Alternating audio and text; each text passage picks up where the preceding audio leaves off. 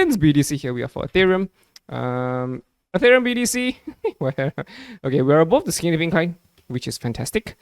But this looks to me like a head and shoulders. Oh boy. Could we drop lower? No, I hope not. I hope not. If we were to count the waves, right, for Ethereum BTC, 1, 2, we completed a inverse head and shoulders, right? Whole thing is a wave 3, right? And again, if we had to count 1, 2, 3, 4, 5. Yes, very likely there could be a wave 4 in the making. Once the wave 4 is done, we're probably going to head up for wave 5. That'll be fantastic though. That'll be FBDC for you. So yeah, hopefully we could see a much stronger, a much more obvious bullish continuation chart pattern rather than a bearish reversal. I think it's going to be a bullish continuation. So we still have to wait for it to appear. So that's FBDC. ETH against USD. Okay, so ETH USD is quite simple. We're waiting for the right shoulder. So a little dip to come. That'll be fantastic. And after that, that's it. Sayonara.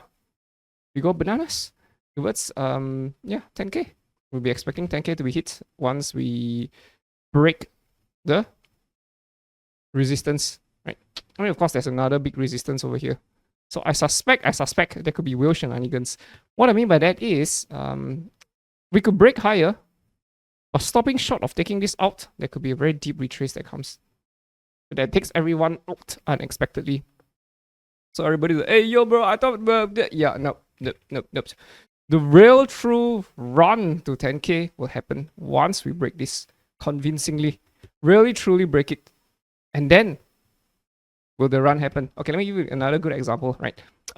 This was a lower high, right? Things drop and then it rallied higher.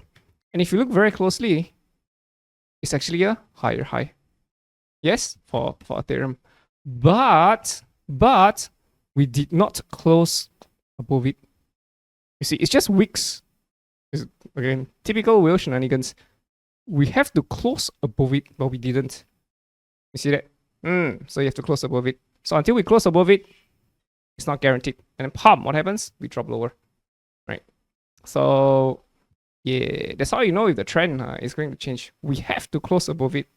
We have to close above this. Even if you were to close above this, there's still another challenge, another top here. We have to close above 4,800, 4,009 basically. We have to close above 4,009. So you might see a stray wick, and after that we come back down. We're not there yet. We've not broken it yet. So yeah, so that's the tricky part. So that's why I would really prefer it if a solid foundation is being built in the form of an inverse head and shoulders, as solid as it gets. Maybe we, wait a little bit longer, right? Maybe we wait until 2026 first. Maybe the first quarter of 2026 or the first half of 2026. Then only do we break for Ethereum. That'll be much more sustainable towards 10k, right? I would honestly prefer it if we get a right shoulder. Just dip a little bit. So yeah, that's my take for Ethereum. That's the best bullish case scenario. A little dip. That'd be fantastic. Again, if you were to shift to the weekly, it's a bearish engulfing, which means that it's a bearish reversal. So potentially more downside for Ethereum. I think that'd be fantastic. Should Ethereum drop lower? Absolutely fantastic. Because this will mean that we're getting a proper consolidation in the form of a right shoulder. Best bullish case scenario could be coming up for Ethereum. So a little bit more towards the downside.